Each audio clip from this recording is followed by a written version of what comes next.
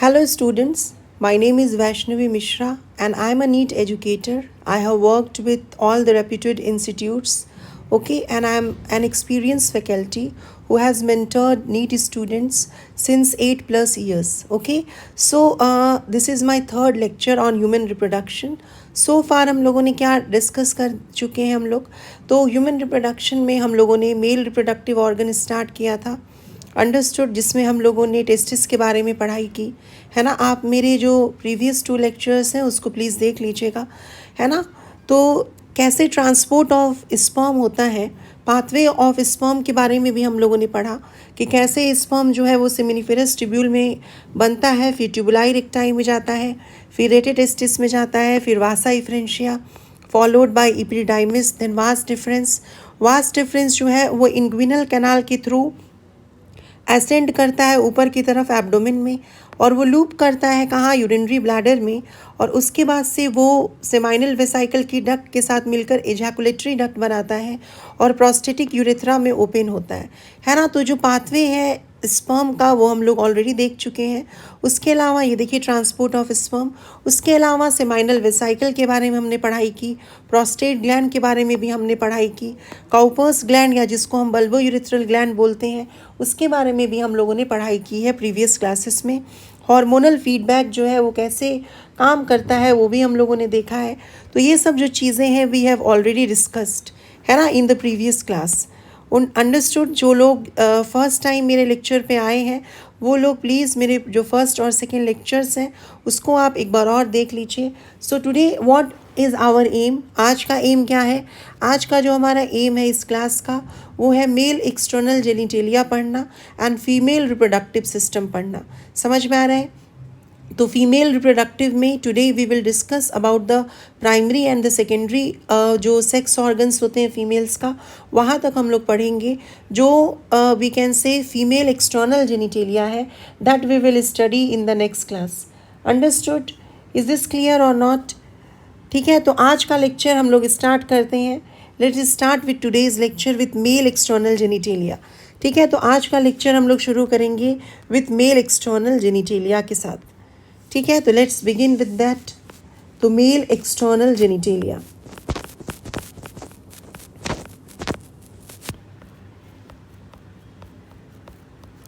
Mail external genitalia जो है, ठीक है, मेल एक्सटर्नल जेनिटेलिया में कौन आ रहा है? वी हैव व्हाट, ह्यूमंस के पास क्या है as male external genitalia? Penis है ना। Penis is the male external genitalia जिसके बारे में अब हम लोग पढ़ाई करने वाले हैं। इसको हम कॉप्युलेटरी ऑर्गन बोलते हैं। Penis is regarded as copulatory organ, या इसको हम लोग बोल सकते हैं इंट्रोमिटेंट ऑर्गन। इंट्रोमिटेंट का मतलब होता है an organ which can be used for insertion. समझ में आ रहा है? इजैकुलेशन के लिए जो मेल्स होते हैं वो जिस ऑर्गन का इस्तेमाल करते हैं उसको हम इंट्रोमिटेंट ऑर्गन बोलते हैं, है ना। और वो इंट्रोमिटेंट ऑर्गन कौन सा है? That is penis. Is this clear? अब ये जो पेनिस है ये एक इरेक्टाइल ऑर्गन है कि नहीं? ये कैसा ऑर्गन है? तो ये एक इरेक्टाइल ऑर्गन है। दैट मीन्स कि during the time of sexual excitement ये जो है ये इरेक्ट हो सकता है। तो ये एक इरेक्टाइल ऑर्गन है, ये सभी को मालूम होगा।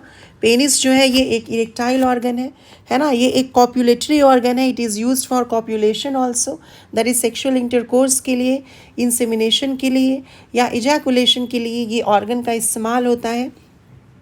और ये जो पेनिस है it is made up of erectile tissues. ये किसका बना हुआ है? ये इरेक्टाइल टिश्यूज़ का बना हुआ है। It is made up of erectile tissues. ठीक है, जो पेनिस है ये किसका बना हुआ है? ये इरेक्टाइल टिश्यूज़ का बना हुआ है। और ये जो इरेक्टाइल टिश्यूज़ होते हैं they get filled with blood during sexual arousal. Sexual arousal या जब सेक्सुअल एक्साइटमेंट होती है मेल के कंडीशंस में, जिसको हम लिबिडो बोलते हैं, है ना। लिबिडो मतलब मेल सेक्सुअल बिहेवियर। तो जो सेक्सुअल एक्साइटमेंट के समय में, है ना, क्या होता है कि जो पेनिस है during the time of sexual excitement इसके जो इरेक्टाइल टिश्यूज़ होते हैं they get filled with blood. तो it is made up of erectile tissues which gets filled with blood, which gets filled with blood. Understood? किस समय ये blood से भर जाएंगे? During the time of sexual excitement. During sexual excitement ये क्या होते हैं? फिल्ड हो जाते हैं किस चीज़ से? ब्लड से। समझ में आ रहा है? दे get filled with blood during the time of sexual excitement. Is this clear? I hope I am very clear. इसके जो आर्टरीज होते हैं वो ब्लड से भरते हैं। एक्चुअली में कौन ब्लड से भरता है? तो आर्टरीज जो है इसके, दे get filled with blood. They get filled with blood. Blood vessels में आर्टरीज, वेन्स और कैपिलरीज होता है, यस और नो? तो इसमें कौन जो है ब्लड के साथ भर जाएगा during the time of sexual excitement? तो the arteries will get filled with blood during the time of sexual excitement. और ये जो इरेक्शन है पेनिस का, it is due to stimulation of parasympathetic nervous system. जो पैरासिम्पथेटिक नर्वस सिस्टम होता है, जो नॉर्मल कंडीशन के समय काम करता है, that is responsible for erection of penis. समझ में आ रहा है? तो ये एक इंपॉर्टेंट चीज़ होता है, ये आपको पता होना चाहिए कि जो इरेक्शन है किस चीज़ का? पेनिस का। वो किसके कंट्रोल में होता है? तो इरेक्शन ऑफ पेनिस जो है, it is controlled by parasympathetic nervous system. Understood? Parasympathetic nervous system and sympathetic nervous system, they both are part of ANS, है ना? एएनएस का मतलब क्या हो गया? Autonomic nervous system. Parasympathetic nervous system जो है, उसके वजह से ही जो एक्साइटमेंट होता है उसमें इरेक्शन हो जाता है किसका? पेनिस का। अंडरस्टूड और not? I hope you are understanding parasympathetic nervous system. आपने नर्वस सिस्टम चैप्टर में पढ़ा होगा। अंडरस्टूड? सो हम लोग बोलेंगे जो इरेक्शन ऑफ पेनिस है, it is actually controlled by ANS. ANS control कर रहा है इसको। एएनएस जो है ऑटोनोमिक नर्वस सिस्टम, ये किसका पार्ट होता है? तो ये जो है ये पार्ट होता है पीएनएस का, पेरिफेरल नर्वस सिस्टम का। और एएनएस में दो लोग आते हैं, एक आता है सिंपैथेटिक नर्वस सिस्टम और एक होता है पैरासिम्पैथेटिक नर्वस सिस्टम। तो जो इरेक्शन होता है पेनिस का, it is actually controlled bye parasympathetic nervous system. Understood? और जो इजैकुलेशन होता है, इजैकुलेशन का मतलब क्या हुआ? इजैकुलेशन मतलब होता है डिस्चार्ज ऑफ द सीमेन। तो जो इजैकुलेशन होता है, इजैकुलेशन मतलब क्या हो गया? सीमेन का डिस्चार्ज। समझ में आ रहा है?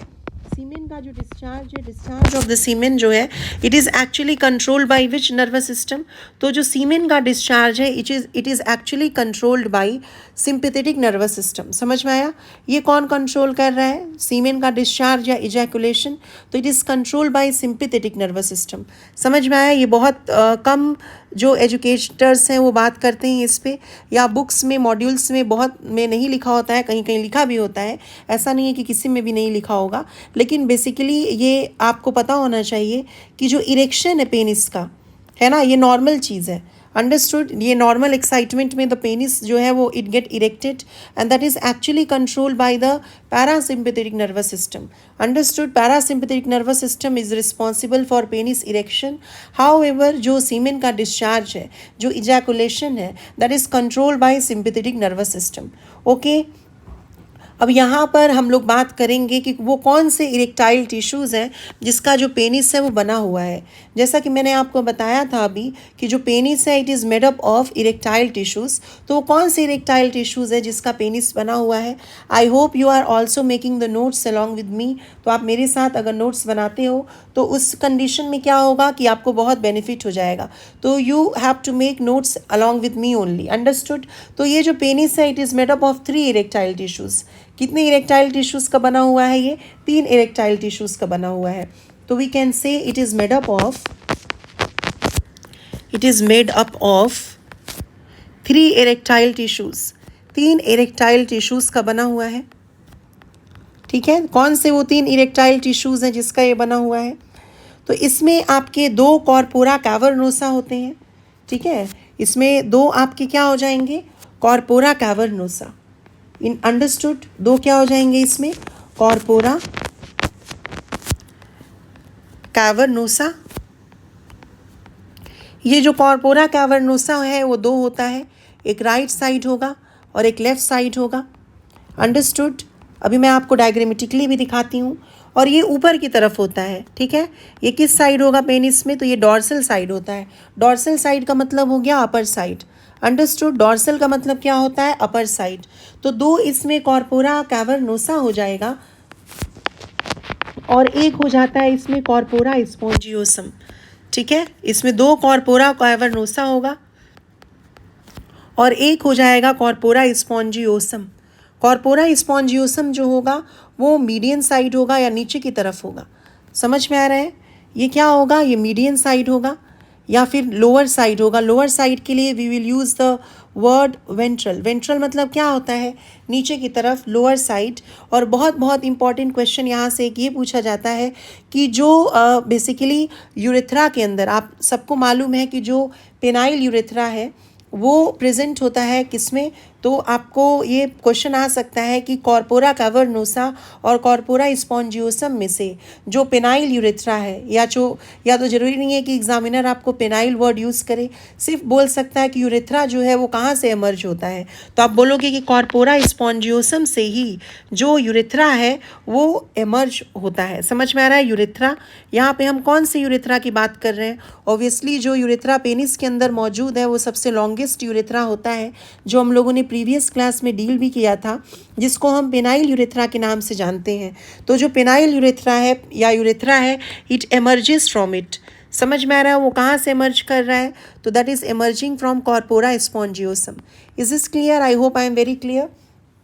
तो अगर हम लोग डायग्रामेटिकली बात करें तो सपोज ये एक क्रॉस सेक्शन है पेनिस का, ठीक है? पेनिस का अगर ये क्रॉस सेक्शन हम लोग देखेंगे तो यहाँ पे दो इस तरह से प्रेजेंट हो जाएंगे हमारे पास, क्या?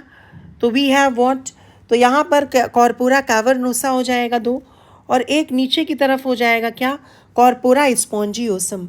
देखिए आप डायग्रामेटिकली अगर इसको देखना चाहो तो this one is, just wait, ये जो है आपका, ये जो दोनों है ये क्या हो गए, 1 और 2, ये ऊपर की तरफ होते हैं। इसको हम क्या बोलते हैं, कॉर्पोरा कैवर्नोसा। इसको हम क्या बोलेंगे, कॉर्पोरा कैवर्नोसा, जो कि मैंने आपको बताया कि ये ऊपर की तरफ होंगे, डॉर्सल साइड में होंगे, है ना? कॉर्पोरा कैवर्नोसा वो किस तरफ होगा, that is present on the upper side, dorsal side. और एक आपका हो जाएगा this one, this is known as what, this is known as corpora spongiosum.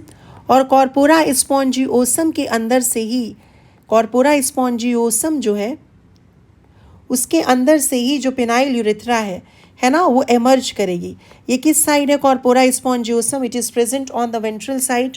और इसी से ये जो यूरेथ्रा है, ये जो ओपनिंग बनाई हुई है, किसकी ओपनिंग है, ये यूरेथ्रा की ओपनिंग है। तो यूरेथ्रा कहाँ से ओरिजिनेट करेगा, कॉर्पोरा कैवर्नोसा या corpora spongiosum. So your answer will B corpora spongiosum. I hope till now I am very clear. Is this clear or not? समझ में आ रहा है कि नहीं? तो ये अगर हम लोग क्रॉस सेक्शन देखते हैं पेनिस का, तो ये 3 प्रकार के इरेक्टाइल टिश्यूज़ का बना होता है, जिसके अंदर ब्लड भर जाता है किस समय, सेक्सुअल एक्साइटमेंट के समय।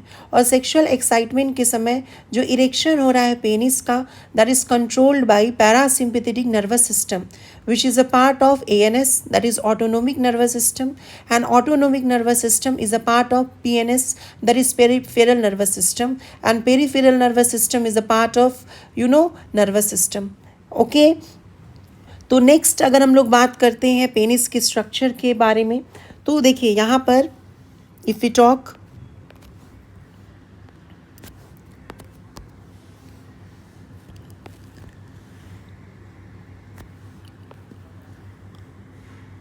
तो पेनिस जो है ये एक इरेक्टाइल टिश्यू है, अंडरस्टूड। और इसमें क्या होता है कि जो इसका एंड होता है ना, पेनिस का जो एंड होता है, ये इस तरह से ऐसे बल्ज होता है, इस तरह से क्या होता है, ये बल्ज होता है। समझ में आ रहा है कि नहीं? और यहीं पे इसके बीच में से क्या पास हो रहा होगा, यूरेथ्रा इस तरह से ऐसे पास हो रहा होगा। ये जो यूरेथ्रा यहाँ से पास हो रहा है, इसको हम क्या बोल रहे हैं, इसको हम क्या बोल रहे हैं? ऑब्वियसली जो पेनिस के अंदर यूरेथ्रा है उसको हम पेनाइल यूरेथ्रा के नाम से जान रहे हैं, राइट? पेनिस के अंदर जो यूरेथ्रा पास हो रहा है उसको हम पेनाइल यूरेथ्रा के नाम से जान रहे हैं, ठीक है? अब ये जो आपका यू कैन से पेनिस का जो एनलार्ज एंड है, ये जो पेनिस का एनलार्ज एंड है, इसको हम क्या बोल रहे होते हैं, this is known as glans penis, ठीक है? इसको हम क्या बोलते हैं, we call it glans penis. What is the meaning of glans penis? Glans penis मतलब हो गया enlarged end of penis. Enlarge end जो है किसका, पेनिस का, उसको हम क्या बोल रहे हैं, we are calling it glans penis. समझ में आ रहा है कि नहीं? और यहाँ पे ये जो यूरेथ्रा पास हो रहा है, this urethra is known as what, this is known as penile urethra, this is known as penile urethra, ठीक है, जो सबसे लॉन्गेस्ट यूरेथ्रा है। आपको मैंने प्रीवियस क्लास में पढ़ाया था कि 3 प्रकार के यूरेथ्रा होते हैं। एक जो प्रोस्टेट ग्लैंड के पास है उसको प्रोस्थेटिक यूरेथ्रा बोलते हैं, और इजैकुलेटरी डक्ट प्रोस्थेटिक यूरेथ्रा में ओपन होता है। उसके बाद जो बल्बो यूरेथ्रल ग्लैंड के पास यूरेथ्रा है उसको मेम्ब्रेनस यूरेथ्रा बोलते हैं, जो सबसे शॉर्टेस्ट होता है। और पेनिस के अंदर जो यूरेथ्रा होता है उसको पेनाइल यूरेथ्रा बोलते हैं, जो सबसे लॉन्गेस्ट होता है। समझ में आया? अब अगर हम लोग बात करें स्किन के बारे में, तो जो पेनिस के बाहर का स्किन है, ठीक है, अब ये जो स्किन है पेनिस के बाहर, कुछ ये यहाँ पे जो स्किन है पेनिस के बाहर वो तो पूरी तरह से कांटेक्ट में है ना, पेनिस के साथ पूरी तरह से ऐसे कांटेक्ट में है। ये देखिए, ये जो स्किन है पेनिस के बाहर, जो इसकी जो यहाँ पे जो स्किन है glans pen, you can say glans penis के बाहर वाला जो स्किन है वो स्किन इंटैक्ट है, ठीक है। लेकिन जो ग्लांस पेनिस के पास जो last end of the penis है वहाँ पे जो स्किन है वो लूज है। समझ में आया? लूज है यानी कि वो रिट्रैक्टेबल है। रिट्रैक्टेबल मतलब पीछे की तरफ जा सकता है। समझ में आया? दैट इज लूज, है ना, वो लूज फोल्ड ऑफ स्किन है, वो पीछे की तरफ जा सकता है, वो इंटैक्ट नहीं है।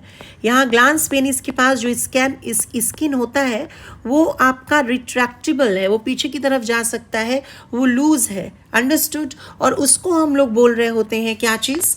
ये जो आपका लूज फोल्ड ऑफ स्किन है ना, इस लूज फोल्ड ऑफ स्किन को हम क्या नाम से जानते हैं? This loose fold of skin is known as foreskin. इस लूज फोल्ड ऑफ स्किन को हम क्या बोल रहे हैं? We are calling it foreskin. और ये फोर स्किन कहाँ प्रेजेंट है? ग्लांस पेनिस के पास मौजूद है, या इसी को हम लोग बोल सकते हैं प्रीप्यूस। समझ में आ रहा है कि नहीं? फोर स्किन या प्रीप्यूस बोल सकते हैं। व्हाट इज फोर स्किन और प्रीप्यूस? तो फोर स्किन या प्रीप्यूस जो होता है, it is the loose fold of skin at the glans penis. समझ में आ रहा है कि नहीं? It is the loose fold of skin, it is the loose fold of skin. और ये कहाँ पे स्किन है? ये लूज फोल्ड ऑफ स्किन कहाँ पे है? It is present at glance penis. Glans penis के पास जो लूज फोल्ड ऑफ स्किन है उसको हम फोर स्किन या प्रीप्यूस के नाम से जानते हैं। और किसी किसी रिलीजियस सेरेमनी में, है ना, जैसे इस्लामिक रिलीजन में क्या होता है कि ये जो प्रीप्यूस है इसका रिमूवल कर दिया जाता है ना। कुछ लोगों को ये चीज़ मालूम होगा, जब चाइल्डहुड में ही क्या होता है कि उन लोगों का रिलीजियस सेरेमनी है, राइट, तो उनके रिलीजियस सेरेमनी में क्या होता है, ये जो ग्लांस पेनिस है उसके बाहर जो स्किन है, दैट इज फोर स्किन, है ना, ग्लांस पेनिस का रिमूवल नहीं करेंगे। Please do remember, glance penis के बाहर जो स्किन है ना, जिसको हम फोर स्किन या प्रीप्यूस के नाम से जानते हैं, उसका रिमूवल हो जाता है। तो व्हाट इज, उस प्रोसेस को क्या बोलते हैं? सर्कमसिजन। तो रिमूवल ऑफ, है ना, फोर स्किन का जो रिमूवल होता है इन सम रिलीजियस सेरेमनी, उसको क्या बोलते हैं? हम सर्कमसिजन बोलते हैं। समझ में आ रहा है कि नहीं? अब ये जो आपका फोर स्किन है उसमें कुछ special type of sebaceous gland present होते हैं। क्या बोल रही हूँ मैं कि जो फोर स्किन है, this foreskin has, what I am saying, जो foreskin has special type, ये जो फोर स्किन है इसके पास स्पेशल टाइप के क्या प्रेजेंट है? बताइए। सीबेशियस ग्लैंड मौजूद है, ठीक है। ये जो फोर स्किन है इसके पास special type of sebaceous gland मौजूद है। और ये जो special type of sebaceous gland मौजूद है यहाँ पर, इसको हम किस नाम से जानते हैं? इसको हम बोल रहे होते हैं प्रीप्यूचुअल ग्लैंड। प्रीप्यूचुअल ग्लैंड बोल रहे होते हैं। समझ में आया? प्रीप्यूस के ऊपर, है ना, जो फोर स्किन है उसके ऊपर एक, यू कैन से, सीबेशियस ग्लैंड मौजूद है, उसको हम क्या बोल रहे होते हैं? प्रीप्यूचुअल ग्लैंड बोल रहे होते हैं। और वो एक वाइटिश सिक्रीशन प्रोड्यूस करता है, जिसका एक कैरेक्टरिस्टिक ओडर होता है, स्मेल होता है ना, उसका एक कैरेक्टरिस्टिक ओडर होता है विच प्रोड्यूसेस, ठीक है, स्मिग्मा। क्या प्रोड्यूस कर रहा है वो?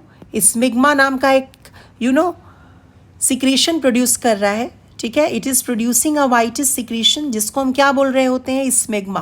अंडरस्टूड और not what I am saying? I will repeat everything again, ठीक है। ये स्मिग्मा जो है इसके पास क्या है? It has characteristics odour, it has characteristic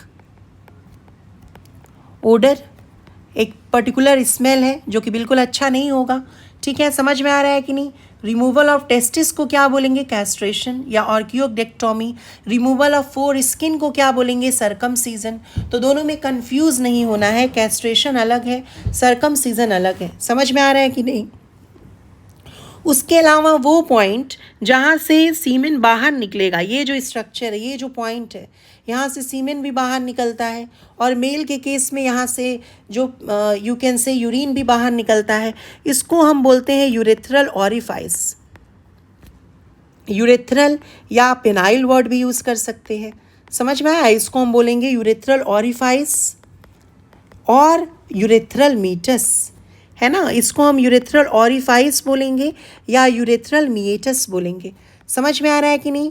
once again I am going to make you explain about the penis structure. ये जो पेनिस का स्ट्रक्चर है, इसमें ये जो इनलार्ज्ड एंड है पेनिस का, इसको हम ग्लांस पेनिस के नाम से जानते हैं। ठीक है, उसके अंदर जो यूरेथ्रा रन कर रहा है, जो आप देख रहे हो, which is a common passage for semen and urine but at different time, उसको पेनाइल यूरेथ्रा बोलते हैं, जो सबसे लॉन्गेस्ट यूरेथ्रा होता है। अब यहाँ जो ग्लांस पेनिस है, उसके पास retractable you can say loose fold of skin मौजूद होते हैं। ये जो लूज फोल्ड ऑफ स्किन है, ये पीछे की तरफ जा सकते हैं। उस स्किन को हम फोर स्किन या प्रिप्यूस बोलते हैं। ठीक है, और किसी किसी रिलीजियस सेरेमनी में उसको चाइल्डहुड में रिमूव कर दिया जाता है, उसको हम सरकमसीजन बोलते हैं। अब ये जो फोर स्किन है या प्रिप्यूस है, उसके पास एक स्पेशल प्रकार के सिबेशियस ग्लैंड मौजूद होते हैं। उस ग्लैंड को प्रीप्यूटुअल ग्लैंड बोलते हैं। समझ में आ रहा है, प्रीप्यूटुअल ग्लैंड बोलते हैं। और वो एक इस वाइटिस सिक्रीशन प्रोड्यूस करता है, जिसका एक करेक्टरिस्टिक ओडर होता है। वो जो वाइटिस सिक्रीशन है, उसको हम स्मेग्मा बोलते हैं। सो इस तरह से जो हमारा मेल रिप्रोडक्टिव सिस्टम है, वो पूरी तरह से ख़त्म हो चुका है, जिसमें हम लोगों ने सारा कुछ देखा। We have seen the feedback mechanism of hormones also. Testis के बारे में हम लोगों ने जाना। Why it is located outside the abdominal cavity, ये भी हम लोगों ने सीखा, है ना। बहुत अच्छे से हम लोगों ने इसको कवर किया है। और एंड आई होप कि जितने भी क्वेश्चंस इससे रिलेटेड होंगे, वो सब आपसे अब इजीली बन जाएंगे। उसके अलावा आपका बुक एक और लाइन लिखता है मेल रिप्रोडक्टिव सिस्टम में, कि जो यू कैन से सेमिनिफेरस ट्यूब्यूल वगैरह हैं, वहाँ पर इम्यूनोलॉजिकली कॉम्पिटेंट सेल्स भी मौजूद होते हैं। समझ में आ रहा है, what is the meaning of immunologically competent cells.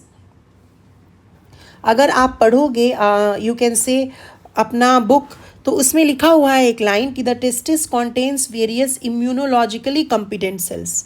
समझ में आ रहा है, यहाँ पे एक लाइन लिखा होगा कि द टेस्टिस कॉन्टेन्स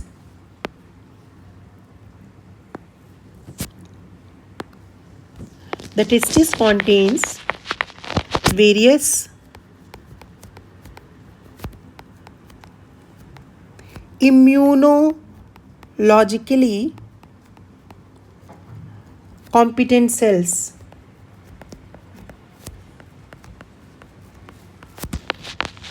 समझ में आ रहा है, ये जो इम्यूनोलॉजिकली कॉम्पिटेंट सेल हैं, वो क्या होते हैं, जो हमारे इम्यूनोलॉजी के लिए, हमारे इम्यून सिस्टम के लिए इंपॉर्टेंट रोल निभाते हैं। उसको इम्यूनोलॉजिकली कॉम्पिटेंट सेल बोलते हैं। जिसमें कौन हो सकता है, मैक्रोफाज। आपको याद होगा, मोनोसाइट अगर टिश्यू में जाता है तो उसको मैक्रोफाज बोलते हैं, जो फैगोसाइटिक इन नेचर होता है। उसके अलावा क्या हो सकता है, इसमें डेंड्राइटिक सेल्स हो सकते हैं, है ना। इसमें लिम्फोसाइट्स हो सकते हैं, जैसे बी लिम्फोसाइट्स, टी लिम्फोसाइट्स हो सकते हैं, है ना। उसके अंदर मास्ट सेल भी हो सकता है ना, जो प्रोड्यूस करता है हिस्टामिन, सेरोटोनिन एंड हेपेरिन। ये आपने पढ़ा होगा कभी न कभी। तो जो टेस्टिस है, उसमें वेरियस इम्यूनोलॉजिकली कॉम्पिटेंट सेल्स भी हैं। ये cells macrophage, dendritic cells, lymphocytes, mast cell, ये सब हो सकते हैं। समझ में आ गया। तो आई होप इतनी बातें आपको अच्छे से समझ में आ गई होगी। तो मेल रिप्रोडक्टिव सिस्टम जो है, वो आपका बखूबी ख़त्म हो चुका है। उससे रिलेटेड अगर कोई भी डाउट आपको है, तो प्लीज़ आप चैट बॉक्स में लिखें, है ना। और अपनी इस वीडियो को अपने फ्रेंड सर्कल में ज़रूर सर्कुलेट करें, सो दैट बाकी जो स्टूडेंट्स हैं, उनको भी इससे बेनिफिट हो सके। Is this clear? ठीक है, मेरे पास यू कैन से मुझे बहुत रिकॉर्डिंग वगैरह का आइडिया तो नहीं है कि कैसे रिकॉर्ड करते हैं, तो इसीलिए मेरा जो वन वे स्पीकिंग है उसी में जो मेरे से रिकॉर्डिंग हो पा रही है वो मैं डायरेक्टली सेंड कर दूंगी यूट्यूब पे। तो अगर कुछ सेंटेंस इधर उधर हो रहा है तो उसके लिए आई एम सो सॉरी, ठीक है।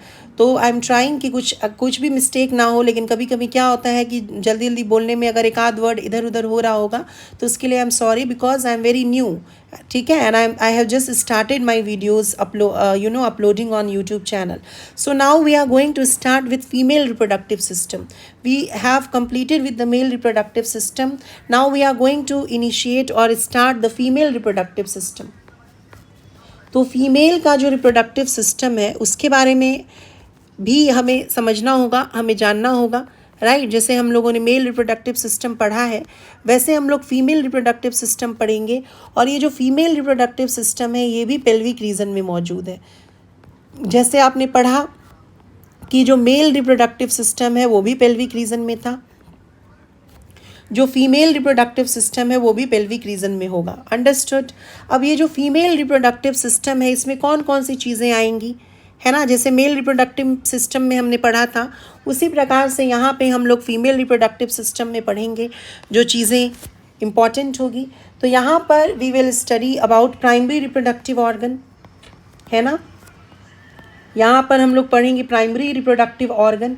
अगेन आरओ का मतलब क्या हो गया, रिप्रोडक्टिव ऑर्गन।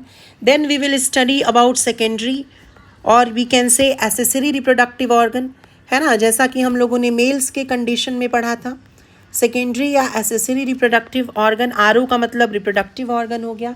और उसके अलावा हम लोग पढ़ेंगे फीमेल एक्सटर्नल जेनिटेलिया। जैसे मेल्स में हम लोगों ने पेनिस के बारे में पढ़ा जिसको मेल एक्सटर्नल जेनिटेलिया बोलते हैं, वैसे ही फीमेल एक्सटर्नल जेनिटेलिया भी होगा जो बाहर से विजिबल होगा और इसको हम क्या बोलते हैं, वल्वा। फीमेल एक्सटर्नल जेनिटेलिया का जो कॉमन नेम है दैट इज़ वल्वा। अंडरस्टूड। अब यहाँ पर प्राइमरी रिप्रोडक्टिव ऑर्गन फीमेल का कौन होगा उसके बारे में हम लोग जानते हैं। तो ऑब्वियसली यहाँ पर जो प्राइमरी रिप्रोडक्टिव ऑर्गन होगा that will be paired ovaries, है ना। जैसे मेल के कंडीशन में कौन था प्राइमरी रिप्रोडक्टिव ऑर्गन, तो वहाँ पर टेस्टिस था। क्यों? क्योंकि टेस्टिस जो है वो स्पर्म प्रोडक्शन कर रहा था। उसके अलावा टेस्टिस जो है वही group of steroidal hormones produce कर रहा था, एंड्रोजेंस प्रोड्यूस कर रहा था, जिसमें मेन एंड्रोजन वाज टेस्टोस्टेरोन। उसी प्रकार से यहाँ पर ओवरी जो है वो प्राइमरी रिप्रोडक्टिव ऑर्गन कहलाती है। वाई ये प्राइमरी रिप्रोडक्टिव ऑर्गन क्यों कहलाती है? क्योंकि ये भी दो चीज़ें यू कैन से प्रोड्यूस करती है।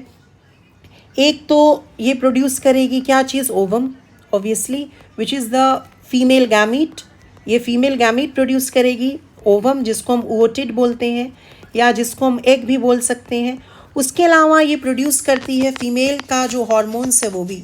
कौन से हार्मोन्स ये प्रोड्यूस करती है ओवरी, तो ये एस्ट्रोजन नाम का हार्मोन प्रोड्यूस करती है विच इज़ अ फेमिनाइजिंग हार्मोन, जो कि ब्यूटी हार्मोन के नाम से भी प्रचलित है। जो फीमेल्स होती हैं they are beautiful due to the presence of estrogen hormone.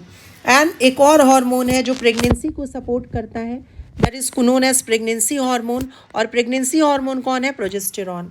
तो estrogen and progesterone are the two hormones which are produced by the ovaries. Understood. So इसी वजह से ओवरीज को हम प्राइमरी रिप्रोडक्टिव ऑर्गन बोलते हैं, क्योंकि ये दो चीज़ें प्राइमरली प्रोड्यूस कर रहा है, एक तो ओवम और दूसरे हार्मोन्स। अंडरस्टूड। तो ओवरी और टेस्टिस ये दोनों एक्सोक्राइन सिक्रीशन भी कर रहे हैं और एंडोक्राइन सिक्रीशन भी कर रहे हैं। अगर हम लोग देखें तो जो ओवम है ये किस प्रकार का सिक्रीशन है, सबको मालूम है कि जो ओवम है ये एक्सोक्राइन सिक्रीशन है ना, it is an exocrine secretion. हालांकि जो हॉर्मोन्स हैं ये आपका क्या है, ये एंडोक्राइन सिक्रीशन है। राइट और wrong? Same with testis also. Testis testosterone produce कर रहा है, टेस्टोस्टेरोन एंडोक्राइन सिक्रीशन है। और टेस्टिस जो है वो स्पर्म भी प्रोड्यूस कर रहा है और स्पर्म एक्सोक्राइन सिक्रीशन है। समझ में आ रहा है कि नहीं? तो इसीलिए जो टेस्टिस हुआ और जो ओवरी हुआ ये दोनों प्रकार के सिक्रीशंस को प्रोड्यूस करने में रिस्पॉन्सिबल है। इसीलिए जो टेस्टिस और ओवरी है जिसको कलेक्टिवली हम गोनाड्स बोलते हैं वो हेटेरोक्राइन ग्लैंड्स होते हैं। समझ में आ रहा है? ये जो ओवरी है या फिर जो टेस्टिस है ये कैसे ग्लैंड्स होते हैं, they are known as heterocrine glands. What is the meaning of heterocrine gland? Heterocrine gland का मतलब होता है कि जिसके पास एक्सोक्राइन पोर्शन भी हो और एंडोक्राइन पोर्शन भी हो. समझ में आ रहा है? वैसे ग्लैंड जिसके पास हेटेरोक्राइन और एंडोक्राइन और एक्सोक्राइन दोनों पोर्शन होगा प्रेजेंट, उसको हम हेटेरोक्राइन ग्लैंड बोलते हैं. जिसमें आपने पढ़ा होगा एंडोक्राइन सिस्टम में, इसमें पैनक्रियाज आता है, इसमें हमारे गोनेट्स आते हैं, that is testis and ovary. तो टेस्टिस और ओवरी दोनों हेटेरोक्राइन ग्लैंड्स होते हैं. जिसको नहीं पता था, आई होप अब समझ में आ गया होगा. Now moving ahead on the secondary या accessory reproductive organ. Why are they called secondary or accessory reproductive organ? Because they are not responsible for formation of ovum. ये ovum के formation में important role नहीं play कर रहे हैं, right? But ये ovum को या तो transport करने में role play कर रहे हैं या you can say fertilization का site provide कर रहे हैं. इसीलिए इसको हम secondary या accessory reproductive organ बोलते हैं. जिसमें कौन कौन आता है? यूटरस. यूट्रस का नंबर कितना है? ऑब्वियसली सिंगल है यूट्रस. ये इसको हम वूम्ब भी बोलते हैं या इसको हम हिस्टेरा के नाम से भी बोलते हैं. हिस्टेरा मतलब यूट्रस. इसीलिए एक वर्ड आता है हिस्टेरेक्टॉमी. हिस्टेरेक्टॉमी मतलब होता है removal of uterus. Tommy word का मतलब होता है सर्जिकल रिमूवल. समझ में आ रहा है? और ये यूट्रस या वूम्ब कितना होता है? 1. उसके बाद next is what? Fallopian tube. समझ में आ रहा है? नेक्स्ट क्या है हमारे पास? फैलोपियन ट्यूब है. फैलोपियन ट्यूब को हम किस नाम से जानते हैं? We call it oviduct. Fallopian tube को हम किस नाम से जान रहे हैं? We are calling it oviduct. And how many Fallopian tubes are there? तो we have 2 Fallopian tubes, right. उसके बाद से नेक्स्ट इज सर्विक्स और वेजाइना, है ना. ये लोग कितने होते हैं? 1. जो यूट्रस है उसके नेक को ही हम सर्विक्स बोलते हैं basically. Understood? Cervix is a part of uterus only. और उसके बाद से we have vagina. I hope I am clear till now. Next आता है हमारा फीमेल एक्सटर्नल जेनिटेलिया, है ना, जिसको हम वल्वा के नाम से जानते हैं. तो फीमेल एक्सटर्नल जेनिटेलिया या वल्वा में कौन कौन लोग आते हैं? तो इसमें 5 लोग आते हैं. Please remember, vagina female external genitalia में नहीं आता. वेजाइना किसके अंदर आता है? सेकेंडरी रिप्रोडक्टिव ऑर्गन के अंदर आता है. तो फिर जो एक्सटर्नल जेनिटेलिया है उसके अंदर कौन से लोग आते हैं? ठीक है, अभी सिर्फ नाम याद रखो, डायग्रामेटिकली हम लोग देखेंगे सब. तो इसमें एक आता है लेबिया मेजोरा. समझ में आ गया? इसका नंबर कितना होता है? ऑब्वियसली 2. देन आता है लेबिया माइनोरा. इसका नंबर भी कितना होता है? ये भी होता है 2. उसके बाद से हाइमेन आता है. अभी आपको नहीं समझ में आ रहा होगा ये चीज़ें क्या है ना, बट आपको धीरे धीरे सब समझ में आ जाएगा. देन क्लाइटोरिस, है ना. क्लाइटोरिस जो है वो इरेक्टाइल टिश्यू है फीमेल के केस में. जैसे मेल में पेनिस इरेक्टाइल है, वैसे फीमेल में क्लाइटोरिस इरेक्टाइल है. Penis and clitoris both are homologous organ. Homologous organ का मतलब होगा कि दे हैव सिमिलर स्ट्रक्चर. समझ में आया? They show common ancestry. Is this clear? Function can be same or dissimilar, that we will study later. और एक और इम्पॉर्टेंट स्ट्रक्चर है, दैट इज मॉन्स प्यूबिस. तो ये जो 5 स्ट्रक्चर्स हैं, दे विल कम और they will comprise the female external genitalia. कौन कौन है ये स्ट्रक्चर? तो ये है mons pubis, labia majora, labia minora, hymen and clitoris. I hope I am very clear till now. आपको ये चीज़ें अभी तक समझ में आई है? प्लीज़ अगर आपको नहीं समझ में आई है तो कमेंट बॉक्स में ज़रूर लिखिए, जो भी आपकी क्वेरीज़ हैं, जो भी आपकी इश्यूज़ हैं, ठीक है. And where is ovaries located? क्या टेस्टिस के जैसा ओवरी भी outside the abdominal cavity located होता है? बोलो. ह्यूमंस में आपको मालूम है टेस्टिस जो है वो एक्स्ट्रा एब्डोमिनल है.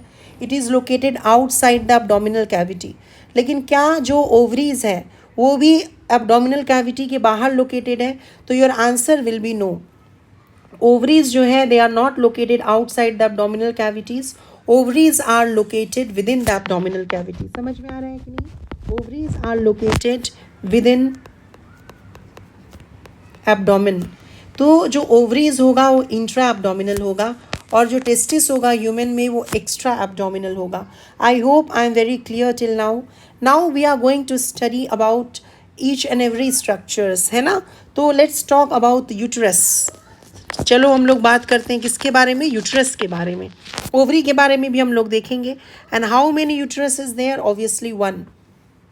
यूट्रस को और क्या बोलते हैं? ऑल्सो नोन एज, AKA मतलब ऑल्सो नोन एज, इसको और क्या नाम से जानते हैं, वूम, है ना, या इसको हम हिस्टेरा के नाम से भी जानते हैं। इसीलिए हिस्टेरेक्टॉमी वर्ड का मतलब क्या होता है, removal of uterus. Surgical removal of uterus के लिए हम क्या यूज़ करते हैं वर्ड, हिस्टेरेक्टॉमी।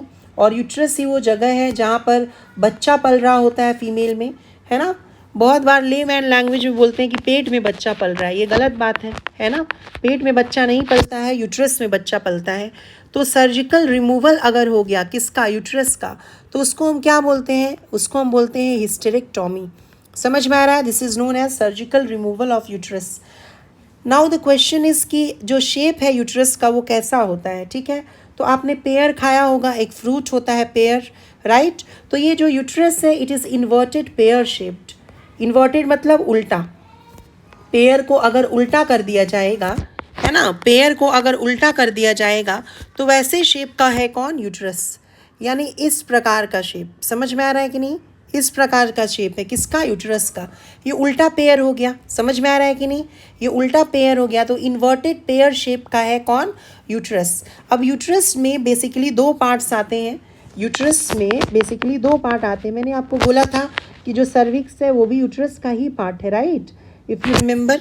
तो यूट्रस में दो पार्ट्स आते हैं, जो 2/3 एंटीरियर पोर्शन होता है यूट्रस का, जो 2/3 एंटीरियर पार्ट है, आगे का हिस्सा है यूट्रस का, ठीक है, उसको हम क्या बोलते हैं, यूटेराइन फंडस या बॉडी, और उसी के अंदर बच्चा पल रहा होता है, इसको हम क्या बोल रहे होते हैं, we call it uterine fundus, ठीक है। इसको हम क्या बोलते हैं, यूटेराइन फंडस बोलते हैं या बॉडी बोलते हैं। और इसी के अंदर जो बच्चा है वो पल रहा होगा। और जो आपका 1/3 पोस्टीरियर पार्ट है, ठीक है, 1/3 जो पोस्टीरियर पार्ट है उसको हम क्या बोलेंगे, 1/3 जो पोस्टीरियर पार्ट है, पिछला हिस्सा है, उसको हम क्या बोलेंगे, we will call it cervix. मैंने आपको बताया ही था, है ना, जो नैरो सर्विक्स है वो किसका पार्ट है, एक्चुअली में यूट्रस का ही पार्ट है, नैरो सर्विक्स, ठीक है। It is actually the neck of the uterus, we can say neck of uterus. और सर्विक्स और वेजाइना साथ में मिलकर बर्थ कैनाल बनाते हैं, जिसके थ्रू बच्चा बाहर निकलता है ना। सर्वाइकल कैनाल प्लस वेजाइना ये दोनों मिलकर बर्थ कैनाल बनाते हैं। अब ये जो यूट्रस है इसमें 3 लेयर्स होते हैं, समझ में आ रहा है कि नहीं। यूट्रस जो है इसमें 3 लेयर्स होंगे। जैसे मान लो suppose this is the uterus, ठीक है, ये मान लीजिए यूट्रस है। तो इसमें क्या होता है ना, इसमें 3 लेयर होगा। सबसे पहला जो आउटर मोस्ट लेयर होगा, आउटर मोस्ट सबसे बाहर वाला जो लेयर है, ठीक, जैसे मान लीजिए ये जो पोर्शन है इसको हम लोग बोल देते हैं this is the narrow cervix suppose, है ना। और उसके बाद से शुरू हो जाता है ये, मान लो वेजाइना है, ठीक है। हम लोग अच्छा डायग्राम बनाएंगे आगे चलकर, डोंट वरी, बट बेसिकली हमें कॉन्सेप्ट पे फोकस करना है ना। तो ये जो पोर्शन है suppose this is the cervix, है ना, जो 1/3 आपका पोस्टीरियर पार्ट है वो सर्विक्स है।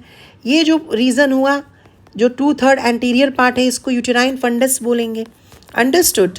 और यहाँ पे जो सबसे आउटर मोस्ट पार्ट हो गया, आउटर मोस्ट पार्ट हो गया किसका, यूट्रस का, उसको हम क्या बोलते हैं, वी कॉल इट पेरीमेट्रियम।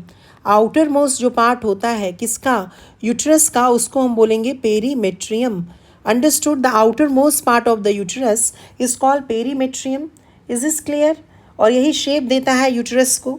उसके अलावा जो सबसे थिक लेयर होता है, ठीक है, जो थिक लेयर होता है, जो स्मूथ मसल का बना होता है, जो थिक लेयर स्मूथ मसल का बना हुआ है, लेट मी ड्रॉ दैट। देखिए यहाँ पे जो बीच में ये जो लेयर है ना, ये बहुत थिक है, this layer is very thick, ठीक है। और ये किसका बना हुआ है, ये स्मूथ मसल का बना हुआ है। ये जो लेयर है जो बहुत थिक है और स्मूथ मसल का बना हुआ है, इस लेयर को हम लोग बोलते हैं मायोमेट्रियम। मायोमेट्रियम कहाँ है, बीच में है, समझ में आ रहा है। मायोमेट्रियम जो है ये कहाँ पे है, ये मिडिल लेयर है, समझ में आ रहा है, ये कहाँ पे है, मिडिल लेयर है, सेकेंड लेयर है, अंडरस्टूड। मायो वर्ड का मतलब ही होता है मसल। मायो वर्ड का मतलब क्या होता है, मसल, है ना। आपने पढ़ा होगा मसल में मायो और सार्को, ये दोनों वर्ड का मतलब होता है मसल। तो मायोमेट्रियम जो होता है ये थिक होगा, समझ में आ रहा है। पेरीमेट्रियम क्या होता है, ये थिन होता है, इज दिस क्लियर। पेरीमेट्रियम जो है वो थिन है, मायोमेट्रियम जो है वो थिक है। अगर आप एनसीईआरटी बारीकी से पढ़ोगे तो ये सब वर्ड्स एनसीईआरटी में लिखे हुए हैं।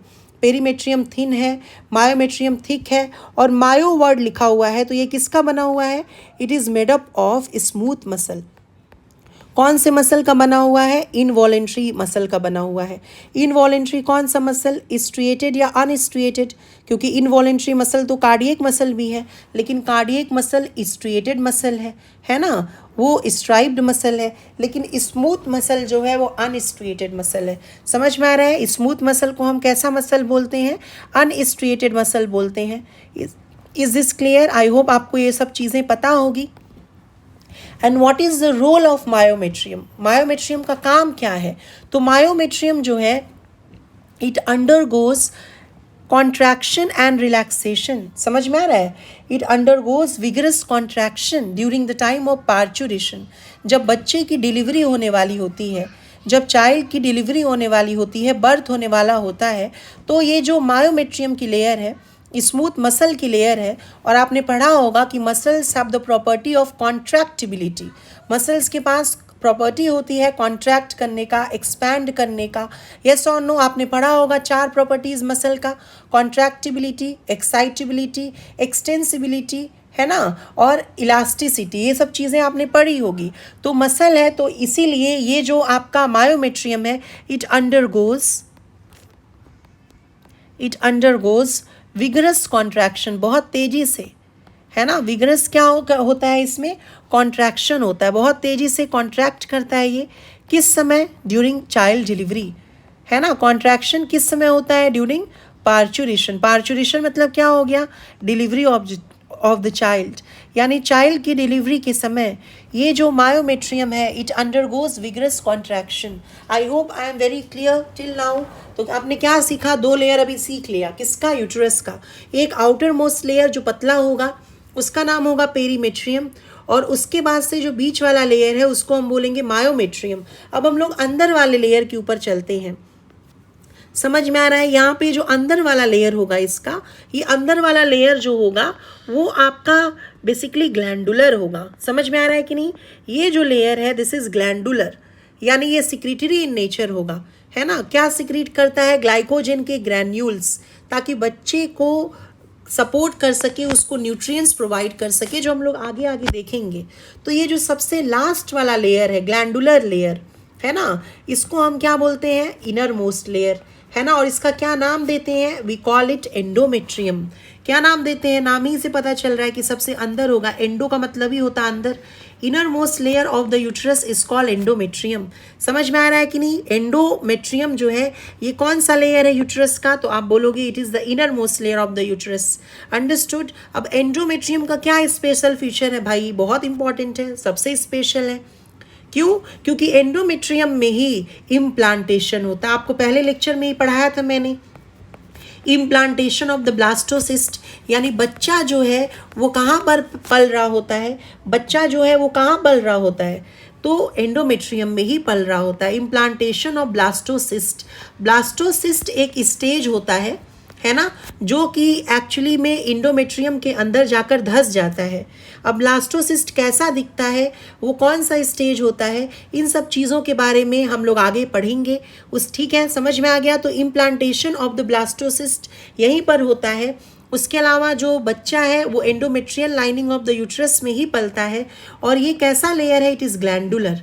ठीक है, ये सिक्रीटरी इन नेचर है, ये ग्लैंडुलर है। ये आपका एनसीईआरटी भी लिख रहा है। उसके अलावा जब मेंस्ट्रुअल ब्लीडिंग होती है, हर मेंस्ट्रुअल साइकिल में आप सभी को मालूम होगा शायद कि 40 ml के करीब ब्लड जो है वो लॉस होता है ना। और ब्लड कहाँ से बाहर निकलता है? वेजाइना से। मेंस्ट्रुअल ब्लीडिंग के समय ब्लड बाहर कहाँ से निकलता है? तो ब्लड वेजाइना से, इस जो कैनाल है, ये जो वेजाइनल कैनाल है, इसके थ्रू जो ब्लड है वो बाहर निकलता है। तो उस समय क्या होता है एक्चुअली कि ब्लड बाहर निकलता है। तो during each menstrual cycle, beginning of the menstrual cycle में, जब मेंस्ट्रुअल साइकिल शुरू होता है, स्टार्ट होता है, तो ये जो endometrial lining of the uterus है ये टूट जाता है। It's loss of, it shades of. समझ में आया? इट शेड्स ऑफ, और वी कैन से स्लॉज ऑफ। समझ में आया? स्लॉज ऑफ या शेड्स ऑफ मतलब क्या हुआ? टूट जाना, ब्रेक कर जाना। समझ में आया कि नहीं? किस समय? During menstrual bleeding. Menstrual bleeding के समय ये जो endometrial lining of the uterus है ये क्या हो जाता है, टूट जाता है, स्लॉज ऑफ हो जाता है। Is this clear or not? तो अभी आपने सब चीज़ समझ गए, आपको सब चीज़ समझ में आ गया। ये चीज़ यूट्रस की, यूट्रस में आपने क्या सीखा कि इसमें आपके 3 लेयर्स होंगे। सबसे बाहर की तरफ जो होगा दैट इज पेरीमेट्रियम, ये पेरीमेट्रियम हो गया, जो शेप दे रहा है ये पतला होता है।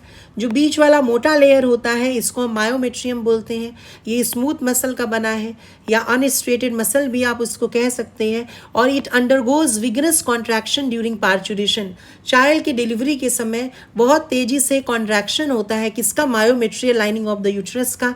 और सबसे अंदर में जो लेयर होता है, inner most layer of the uterus में जो होता है उसको हम एंडोमेट्रियम बोलते हैं। एंडोमेट्रियम जो है वो ग्लैंडुलर होगा, यहीं पर बच्चा पलेगा, यहीं पर इम्प्लांटेशन होगा ब्लास्टोसिस्ट का। और मेंस्ट्रुअल साइकिल के समय, मेंस्ट्रुअल ब्लीडिंग के समय ये शेड ऑफ हो जाएगा, ये टूट जाएगा, ब्रेक हो जाएगा, स्लॉज ऑफ हो जाएगा और ब्लड जो है वो विजाइना से निकल के बाहर जाएगा। आई होप इतनी बातें आप सभी को अच्छे से समझ में आ गई होगी। प्लीज़ अगर समझ में आई है तो कमेंट बॉक्स में लिखिए, बिकॉज आपके कमेंट से ही मुझे समझ में आएगा कि whether you are actually understanding this or not, understood और नॉट। ठीक है, समझ में आ रहा है कि नहीं? अब हम लोग आगे बढ़ते हैं। I hope you are writing the notes as well. अब हम लोग अगर एक डायग्राम बनाए, एक नॉर्मल सा डायग्राम बनाए किसका, फीमेल रिप्रोडक्टिव सिस्टम का, है ना। We are not talking about the external genitalia but we are talking about the female reproductive system. अगर हम एक नॉर्मल सा डायग्राम बनाए तो देखो यूट्रस जो है it will look something like this, you know that, है ना। यूट्रस जो है ये कुछ इस प्रकार से दिखेगा, इन्वर्टेड पियर शेप्ड।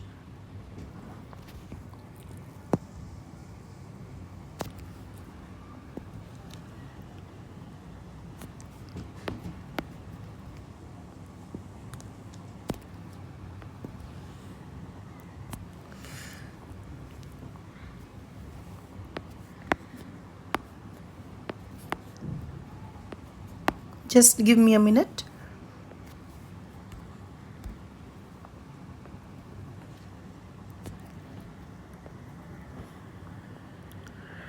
देखिए ये क्या हो गया, यूट्रस हो गया, ठीक है, ये यूट्रस हो गया। अभी हम लोग उसमें लेबलिंग करेंगे। अब इधर से क्या होता है ना, फैलोपियन ट्यूब का पार्ट्स निकलता है ना। 3 पार्ट्स होते हैं फैलोपियन ट्यूब के, जो हम लोग अभी आगे देखेंगे। ये देखिए ये फैलोपियन ट्यूब के पार्ट्स हैं, ठीक। क्या क्या नाम है उन पार्ट्स का वो हम लोग अभी देखेंगे तुरंत।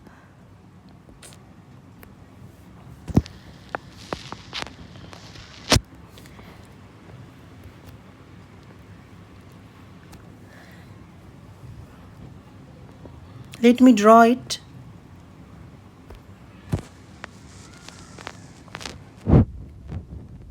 Okay.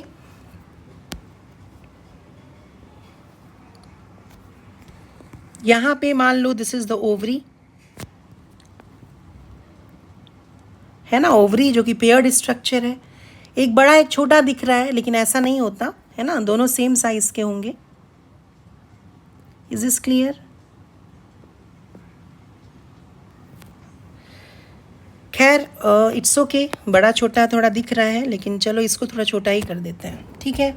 अभी क्या हो रहा है ना, बेसिकली देखिए यहाँ पे समझिए, अभी कौन कौन से क्या क्या पार्ट्स हैं उसके बारे में हम लोग बात करते हैं। देखो suppose this is the innermost lining of the uterus. Innermost lining of the uterus को हम क्या बोल रहे हैं, what we are calling the innermost lining of the uterus, you know very well, endometrium बोल रहे हैं, है ना। उसके अलावा जो आपका नेक है यूट्रस का उसको हम क्या बोल रहे हैं, उसको हम क्या बोल रहे हैं, उसको हम क्या बोल रहे हैं, बोलो, सर्विक्स बोल रहे हैं, है ना। नेक हम क्या बोल रहे हैं, सर्विक्स बोल रहे हैं। तो अगर हम लेबलिंग करने पे आए तो लेबलिंग वाइज अगर हम लोग देखना चाहें तो देखिए ये वाला जो लेयर हो गया ना यूट्रस का, this is known as perimetrium. Okay, ये जो मोटा वाला लेयर है ना ये हो गया आपका मायोमेट्रियम। ये सब यूट्रस के पार्ट्स हैं। And this one is the endometrium, understood. जो ग्लैंडुलर लेयर है, ब्लड वेसल्स जहाँ पर मौजूद हैं, ठीक है। एंडोमेट्रियम में ही क्या होगा, ब्लड वेसल्स होगा, और यही ब्लड वेसल्स जो है टूटेंगे, एंडोमेट्रियम भी टूटेगा और उसके ब्लड वेसल्स भी टूटेंगे, दोनों टूटेगा। किस समय? मेंस्ट्रुअल ब्लीडिंग के समय।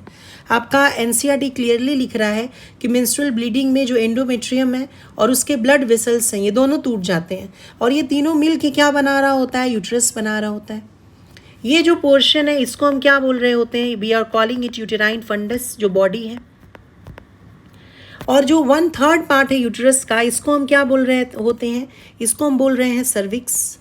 समझ में आ रहा है? और ये जो कैनाल जैसा स्ट्रक्चर दिख रहा है सर्विक्स में, इसको हम बोल रहे हैं सर्वाइकल कैनाल।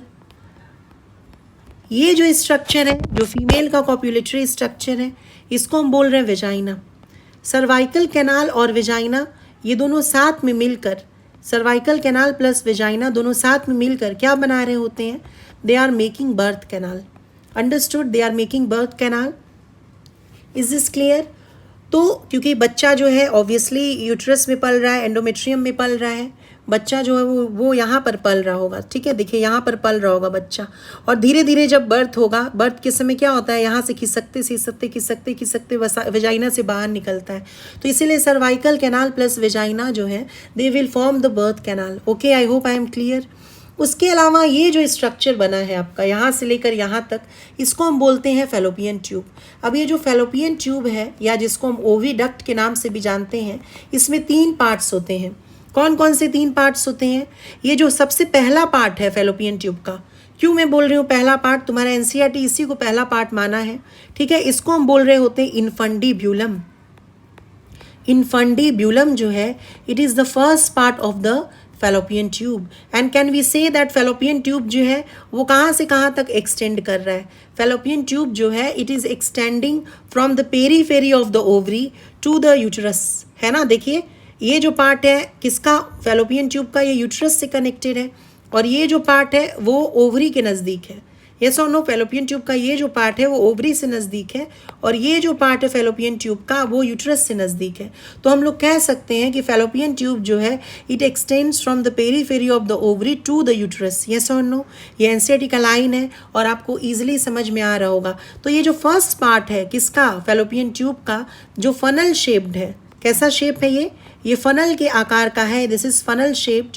इसको हम बोलते हैं इन्फंडिब्यूलम। और इन्फंडिब्यूलम जो है, it bears small finger like projections. देखिए यहाँ पे स्मॉल फिंगर लाइक प्रोजेक्शंस है, किसमें?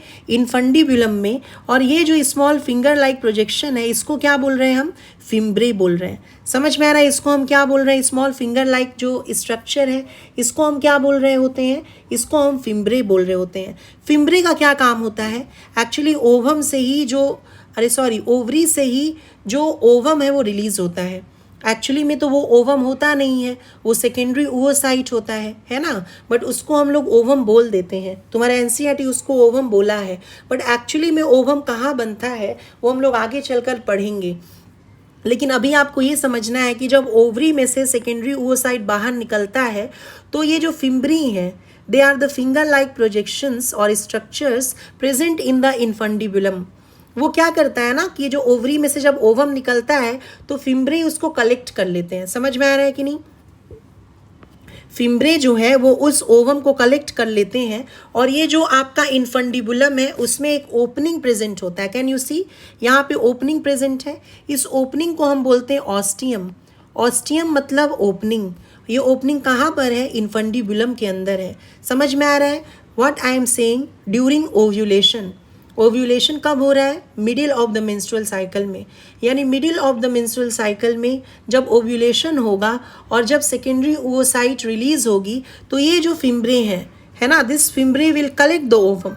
ये फिम्ब्रे जो है वो सेकेंडरी ओवोसाइट को या ओवम को कलेक्ट कर लेंगे, और ये जो ऑस्टियम है, ये जो पोर है, ये जो ओपनिंग है, कहाँ पर? इन्फंडिबुलम के अंदर। उसी ओपनिंग के थ्रू जो सेकेंडरी ओवोसाइट होगा या ओवम होगा, वो फैलोपियन ट्यूब के अंदर चला जाएगा। समझ में आ रहा है? वो फैलोपियन ट्यूब के अंदर चला जाएगा। Is this clear? इतनी बात आपको समझ में आनी चाहिए। उसके बाद ये जो सेकेंड पोर्शन है, ठीक है, जो सबसे वाइडेस्ट पार्ट है किसका? फैलोपियन ट्यूब का सबसे लार्जेस्ट पार्ट है, सबसे लॉन्गेस्ट पार्ट है। इसको हम क्या बोल रहे होते हैं? एम्प्यूला बोल रहे होते हैं। यही वो स्वेलन स्ट्रक्चर है, यही वो सबसे लॉन्गेस्ट पार्ट है फैलोपियन ट्यूब का, जहाँ पर एक्चुअली में फर्टिलाइजेशन होता है. It is the largest and widest part of the fallopian tube where fertilization occurs. Fertilization यहीं पर होगा, fusion of male gamete and female gamete यहीं पर होगा. समझ में आ रहा है कि नहीं आ रहा है? और ये जो सबसे लास्ट पार्ट होगा किसका, फैलोपियन ट्यूब का, इसको हम क्या बोलते हैं, we are calling it isthmus. Isthmus जो है this is the narrowest part of the fallopian tube. ये सबसे नैरो पार्ट है फैलोपियन ट्यूब का. और आप डायग्रामेटिकली देखिए तो इस्थमस जो है ये यूट्रस से कनेक्टेड है. तो अगर आपसे क्वेश्चन पूछा जाएगा कि कौन सा पार्ट फैलोपियन ट्यूब का यूट्रस से या यूट्राइन कैविटी से कनेक्टेड है, तो आपका आंसर होगा इस्थमस. सबसे नैरो पार्ट कौन है, your answer will B isthmus. First part कौन है फैलोपियन ट्यूब का, your answer will B infundibulum. Last part कौन है फैलोपियन ट्यूब का, your answer will B isthmus. सबसे बड़ा पार्ट कौन है फैलोपियन ट्यूब का, सबसे वाइडेस्ट पार्ट कौन है फैलोपियन ट्यूब का, your answer will be ampulla. Fertilization कहाँ पर होता है, फ्यूजन ऑफ गैमीट्स कहाँ पर होता है, आपका आंसर होगा एम्प्यूला. और अगर एम्प्यूला ऑप्शन में नहीं दिया हुआ है तो आंसर होगा एम्पुलरी इस्थमिक जंक्शन. एम्पुला और इस्थमिक जंक्शन में फर्टिलाइजेशन होता है. ठीक है, पहले का जो एनसीईआरटी बुक था वहाँ पे टेक्स्ट में एम्पुलरी इस्थमिक जंक्शन लिखा हुआ होता था फर्टिलाइजेशन के साइट में. समझ में आ रहा है? लेकिन अभी टेक्स्ट के अंदर लिखा हुआ है कि fertilization occurs in the ampulla, है ना. एक लाइन लिखा हुआ होता है कि sperm and ovum has to reach simultaneously to the ampullary region to achieve fertilization. लेकिन अभी भी समरी अगर आप देखोगे एनसीईआरटी के बुक में, अगर ह्यूमन रिप्रोडक्शन की समरी देखोगे तो अभी भी वहाँ पर फर्टिलाइजेशन का जो साइट है वो एम्पुलरी इस्थमिक जंक्शन लिखा हुआ है. समझ में आ रहा है कि नहीं? तो ये सब चीज़ें आपको पता होनी चाहिए. एक और बहुत इंपॉर्टेंट बात होती है कि ओवरी से जब ओवम रिलीज होगा, फिम्ब्रे ने उसको कलेक्ट किया और ऑस्टियम के थ्रू जो ओवम है वो फैलोपियन ट्यूब में एंटर कर गया. तो फैलोपियन ट्यूब में एंटर करने के बाद वो एम्प्यूला तक कैसे पहुंचेगा एक्चुअली, तो आपको पता होना चाहिए. आप लोगों ने टिश्यू चैप्टर में पढ़ा होगा कि ये जो फैलोपियन ट्यूब है it is lined bye simple ciliated columnar epithelium. इसमें क्या होता है, ciliated, simple ciliated columnar epithelium होते हैं. किसमें, फैलोपियन ट्यूब में. और सीलिया जो है उसका क्या काम होता है, मूवमेंट. Yes or no. जो आपका फैलोपियन ट्यूब है it is lined bye simple ciliated columnar epithelium. Please remember, I am again speaking, फिर से मैं बोल रही हूँ. जो फैलोपियन ट्यूब है ओविडक्ट है, it is lined bye simple ciliated columnar epithelium. यहाँ पे सीलिया प्रेजेंट होंगी. और सीलिया का क्या काम होता है, सीलिया मूव्स द म्यूकस और you can say any substance in a specific direction. Cilia जो है वो किसी भी सबस्टांस को एक स्पेसिफिक डायरेक्शन में मूव करवाता है. समझ में आ रहा है कि नहीं? तो इसीलिए जो ओवम यहाँ से ऑस्टियम के थ्रू एंटर किया है, जो सेकेंडरी ओवोसाइट यहाँ एंटर किया है, सीलिया उसको एक पर्टिकुलर डायरेक्शन में, एक स्पेसिफिक डायरेक्शन में मूव करवाकर कहाँ तक ले आएगा, एम्प्यूला पिक के पास ले आएगा. कौन, सीलिया उसको मूव करवा कर लाएगा. तो मान लीजिए कि यहाँ पर पहुँच गया सेकेंडरी ओवोसाइट और यहीं पर स्पर्म भी आ रहा है ना. स्पर्म कैसे कैसे आएगा, what is the pathway of sperm inside the female genital tract. तो यहाँ पे आपका इंटरकोर्स होगा. वेजाइना में जो पेनिस है उससे स्पर्म जाएगा, वेजाइना से सर्विक्स में जाएगा स्पर्म, सर्विक्स से यूट्रस में जाएगा, यूट्रस से फिर कहाँ जाएगा, इस्थमस में जाएगा और इस्थमस में से फिर एम्प्यूला में जाएगा. आई एम रिपीटिंग, सबसे पहले वेजाइना में स्पर्म गया, फिर सर्विक्स, सर्विक्स से यूट्रस में, यूट्रस से इस्थमस में, इस्थमस से एम्प्यूला रीजन में जाएगा और एम्प्यूला रीजन में ही फर्टिलाइजेशन होगा. तो आई होप अभी जो मैंने बोला है, जितनी बातें समझाई हैं वो आप सभी को अच्छे से समझ में आई होगी. Yes or no. ओवरी जो है यही प्राइमरी रिप्रोडक्टिव ऑर्गन है एंड ओवरी जो है वो कनेक्टेड है, किसके साथ कनेक्टेड है, तो वो बॉडी के साथ कनेक्टेड है या बॉडी कैविटी या जो बॉडी वॉल है उसके थ्रू कनेक्टेड है. And also it is connected to the uterine cavity, है ना. ओवरी जो है वो किससे किससे कनेक्टेड है, एक तो यूटेराइन कैविटी से भी कनेक्टेड है. ये देखिए, ये जो आपका यूटेराइन लाइनिंग है, यूट्रस की लाइनिंग है, उससे भी ओवरी जो है वो कनेक्टेड है. ये देखो, लिगामेंट्स के थ्रू ओवरी जो है यहाँ पे कनेक्टेड है ना. ये सब चीज़ें हम लोग आगे लिखेंगे. तो ओवरी जो है ये आपका कनेक्टेड होगा किससे, लिगामेंट्स के थ्रू. ठीक है, ओवरी जो है वो ऐसा नहीं है कि लटका हुआ है खाली. ठीक है, it is connected. Ovary is connected to uterine wall and pelvic wall also. किससे, by means of ligament call meso ovarian. इसको हम क्या बोल रहे हैं, इस लिगामेंट को हम क्या बोल रहे हैं जिससे ओवरी कनेक्टेड है, we are calling this ligament meso ovarian. Meso ovarian. What is meso ovarian? Meso ovarian क्या है? तो ये एक लिगामेंट है. What is meso ovarian actually? तो वी कैन से कि ओवरी जो है इट इज कनेक्टेड. ओवरी किससे कनेक्टेड है बच्चों? Ovary is connected to uterine wall. Uterus के वॉल से कनेक्टेड है ओवरी. उसके अलावा और किससे कनेक्टेड है? पेल्विक वॉल से भी कनेक्टेड है. एंड पेल्विक वॉल किसके थ्रू कनेक्टेड है? Bye means of ligament. Ligament के माध्यम से कनेक्टेड है, बाय मीन्स ऑफ लिगामेंट. और उसी लिगामेंट को हम क्या बोल रहे हैं? मीजो ओवेरियन बोल रहे हैं. समझ में आ रहा है? उसी लिगामेंट को हम क्या बोल रहे हैं? मीजो ओवेरियन बोल रहे हैं. आई होप इतनी बातें अभी तक जो जो मैंने बोली हैं वो आपको समझ में आई होगी. अगर नहीं समझ में आई है तो प्लीज़ कमेंट बॉक्स में लिखिए आपको क्या नहीं समझ में आया. Okay, is this clear? यहाँ तक की बातें आई थिंक समझ में आ गई होगी. अब हम लोग आगे चल सकते हैं. ठीक है, अगर ये डायग्राम आपको देखना है तो आप आधा मिनट देखिए इस डायग्राम को. ठीक है, इसको आधा मिनट देखिए. I am giving you half minute का टाइम. ओके, देख लो इसको. मुझे बताओ कहीं डाउट है तो प्लीज़ देखिए.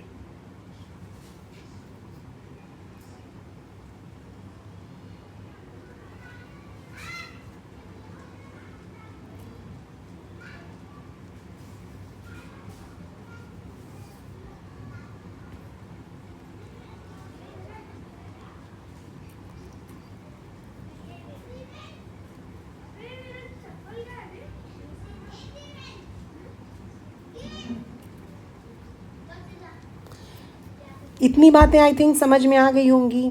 आप लोग देख रहे हो ना? सब सही सही देख रहे हो आप लोग? कोई डाउट नहीं हो रहा है? प्लीज़ मुझे आप अपने कमेंट बॉक्स में बताया करो कि कैसा लग रहा है आपको, समझ में आ रहा है कि नहीं. क्योंकि मैंने भी बहुत हिम्मत करके सोचा है वीडियो डालने का यूट्यूब पे. तो अगर मुझे पॉजिटिव रिस्पांस मिलेगा तो मेरे लिए भी सही होगा, है ना. मेरा हिम्मत बरकरार रहेगा so that I will be able to make more videos for you all. Okay, so now let's talk about fallopian tube. ठीक है, फैलोपियन ट्यूब में वैसे मैंने सब बातें कर ली है वर्बली, लेकिन फिर भी नोट्स पॉइंट ऑफ व्यू से आपको थोड़ा लिखवाना भी ज़रूरी है. तो let's talk about fallopian tube now. देखिए, फैलोपियन ट्यूब जो है वो क्या है एक्चुअली. इसको और किस नाम से जानते हैं? We call it by the name oviduct also. और इसका नंबर कितना है? कितने फैलोपियन ट्यूब होते हैं? 2 होते हैं. ठीक है, इसका लेंथ कितना है भाई? ये कितना लॉन्ग है? तो ये 10 to 12 सेंटीमीटर लॉन्ग है. फीमेल रिप्रोडक्टिव सिस्टम में सबसे बड़ा अगर सबसे लॉन्ग ट्यूब कोई है तो वो फैलोपियन ट्यूब ही है. और आप डायग्रामेटिकली देखो ये कहाँ से कहाँ तक एक्सटेंड कर रहा है फैलोपियन ट्यूब. तो we can say it is extending from periphery of the ovary. देखो यहाँ पर टू द यूट्रस, है ना. पेरीफेरी ऑफ ओवरी से कहाँ तक ये यू कैन से एक्सटेंड हो रहा है? बताओ, यूट्रस तक. अंडरस्टूड और नॉट? ये पेरीफेरी ऑफ द ओवरी से यूट्रस तक एक्सटेंड हो रहा है. तो it extends from periphery of ovary. Periphery of ovary के पास कौन सा पार्ट है फैलोपियन ट्यूब का? अभी जस्ट आपने देखा, ये देखिए, ये कौन सा पार्ट है यहाँ पे फैलोपियन ट्यूब का? That is infundibulum. और यूट्रस के पास कौन सा पार्ट है? इस्थमस. समझ में आ रहा है कि नहीं? तो वी कैन मेंशन कि it extends from periphery of ovary to uterus. इसमें कोई डाउट है? यही वो रीज़न है जहाँ फर्टिलाइजेशन होता है. Understood? It is the site of fertilization. यही वो जगह है जहाँ पर फ्यूज़न ऑफ गैमीट्स होगा, फर्टिलाइजेशन होगा. तो यही वो जगह है जहाँ पर जाइगोट का फॉर्मेशन होगा. Yes or no? Fallopian tube में कितने पार्ट्स हैं? 3 पार्ट्स हैं. फैलोपियन ट्यूब के 3 पार्ट्स हैं. ठीक है, कौन कौन से पार्ट्स हैं? According to NCERT, who is the first part? Infundibulum. क्यों इन्फंडिबुलम को मैं फर्स्ट पार्ट लिख रही हूँ? क्योंकि आप जब एनसीईआरटी बुक पढ़ोगे तो उसमें लिखा है isthmus is the last part, है ना. आप देखना, लास्ट पार्ट इस्थमस लिखा है. तो ऑब्वियस सी बात है, अगर लास्ट पार्ट इस्थमस लिखा है तो इन्फंडिबुलम ही फर्स्ट पार्ट होगा, है कि नहीं. इस तरह से क्वेश्चन पूछा जा सकता है. ये जो है ये आपका क्या हो गया? ओवरी का क्या हो गया? नॉट ओवरी, फैलोपियन ट्यूब का क्या हो गया? फर्स्ट पार्ट हो गया. और ये फनल शेप्ड है. समझ में आ रहा है कि नहीं? मैंने आपको बताया भी था कि ये फनल शेप्ड है. ठीक है, इसके पास क्या चीज़ें होती हैं? तो इट बियर्स, ये बियर करता है क्या? Small finger like projections. It bears small finger like, है ना, प्रोजेक्शंस या स्ट्रक्चर्स जिसको हम क्या बोल रहे होते हैं, फिम्ब्रे बोल रहे होते हैं। ये जो फिंगर लाइक प्रोजेक्शन बियर करता है कौन, इनफंडिबुलम, उसको हम क्या बोल रहे होते हैं, वी कॉल इट फिम्ब्रे। और what is the function of fimbriae, fimbriae क्या काम कर रहा होता है बताइए, कलेक्ट कर रहा होता है। क्या कलेक्ट कर रहा होता है फिम्ब्रे, सेकेंडरी oocyte, जिसको हम फ्यूचर ओवम भी बोल सकते हैं, सेकेंडरी oocyte, और यू कैन से ovum. Just after ovulation, ovulation कब होता है, ओवम का रिलीज कब होता है, middle of the menstrual cycle. ये हम लोग पढ़ेंगे मेंस्ट्रुअल साइकिल के टॉपिक में। अंडरस्टूड और नॉट, जस्ट आफ्टर ओव्यूलेशन क्या हो रहा होता है कि ये कलेक्ट कर रहा होता है किसको, ओवम को। Is this clear, yes or no. अब उसके बाद से हमने इनफंडिबुलम में पढ़ा कि इनफंडिबुलम के अंदर माइन्यूट पोर्स होते हैं, समझ में आया, इट हैज़ माइन्यूट पोर्स और वी कैन से ओपनिंग्स। इसमें माइन्यूट पोर्स हैं या ओपनिंग्स हैं, ठीक है। और उस माइन्यूट पोर्स या ओपनिंग्स को हम क्या बोल रहे होते हैं, ऑस्टियम। उस माइन्यूट पोर या ओपनिंग को हम क्या बोल रहे होते हैं, we call it ostium. Through which, इसी ऑस्टियम के थ्रू क्या हो रहा है, जो सेकेंडरी oocyte है वो एंटर हो रहा है, थ्रू विच, जो सेकेंडरी oocyte है, through which the secondary oocyte enters oviduct, yes or no. आपको याद होगा ओविडक्ट या फैलोपियन ट्यूब में जो सेकेंडरी oocyte है वो किसके माध्यम से एंटर करता है, एक पोर के थ्रू एंटर करता है, उस पोर को हम बोलते हैं ऑस्टियम। और आपको मालूम है फैलोपियन ट्यूब जो है इट इज़ लाइंड बाई, किससे लाइंड है फैलोपियन ट्यूब, बताओ, सभी को मालूम चल गया आप, है ना। फैलोपियन ट्यूब के पास सीलिया है, और कौन कौन से जगह पे सीलिया होता है बताओ ह्यूमन बॉडी में। तो आपने पढ़ा होगा कि जो फेरिंग्स है वहाँ पे सीलिया है, जो ट्रैकिया है वहाँ पे सीलिया है, रेस्पिरेटरी पैसेज में सीलिया होता है। एनिमल किंगडम में आपने टीनोफोरा पढ़ा होगा, टीनोफोरा है ना, जिसमें आपने टीनोप्लाना का एग्जाम्पल पढ़ा होगा, प्लूरोब्रैचिया का एग्जाम्पल पढ़ा होगा, जिसको सी गूजबेरी बोलते हैं, वहाँ पे भी सीलिया होता है ना। टीनोफोरा में आपने एक लाइन पढ़ा होगा ना एनसीईआरटी का कि body bears 8 external rows of ciliated comb plates for locomotion, yes or no. तो सीलिया जो है उसका काम मूवमेंट या लोकोमोशन का होता है। In human body it is responsible for movement and not locomotion. तो फैलोपियन ट्यूब जो है इट इज़ लाइंड बाई, किससे लाइंड है, सिंपल कॉलमनर सिलिएटेड इपिथीलियम। किससे लाइंड हो गया ये, सिंपल कॉलमनर सिलिएटेड इपिथीलियम। समझ में आ रहा है, विच moves ovum in specific direction, which moves ovum in specific direction, जो ओवम को क्या करता है, एक पर्टिकुलर डायरेक्शन में मूव करता है, समझ में आ रहा है, which is moving the ovum in the specific direction. Okay, is this clear. उसके बाद जो नेक्स्ट पार्ट होगा दैट इज द एम्प्यूला।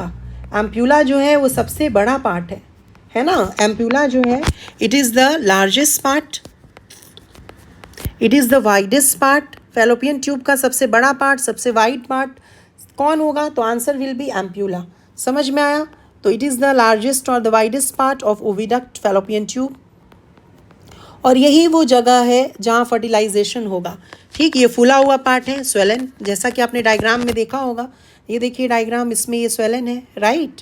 ये देखो ये स्वेलन स्ट्रक्चर है, मोटा स्ट्रक्चर है, फूला हुआ स्ट्रक्चर है, यस और नो। और यही वो जगह है जहाँ पर फर्टिलाइजेशन होगा। तो it is the site of fertilization. Fallopian tube में एक्चुअल साइट कौन है फर्टिलाइजेशन का, your best answer will be ampulla. And if ampulla is not written in the option, your answer should be ampullary ischemic junction.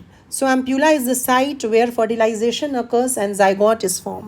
ठीक है, यहीं पर क्या बन जाएगा, zygote formation। और जैसे ही zygote बनता है वैसे ही जो sex of the child है वो determined हो जाता है। Is this clear or not? उसके बाद से next is the last part of the oviduct कौन है, isthmus है, जो नैरो है ना। ये बहुत सबसे ज़्यादा नैरोवेस्ट है, इसका ल्यूमेन, इसका जो खाली जगह है वो बहुत नैरो है, यस और नो। तो ये जो है this is the last part किसका, फैलोपियन ट्यूब का, ओविडक्ट का, ठीक है। इसके पास नैरो ल्यूमेन है, बहुत नैरो है, ये पतला सा है।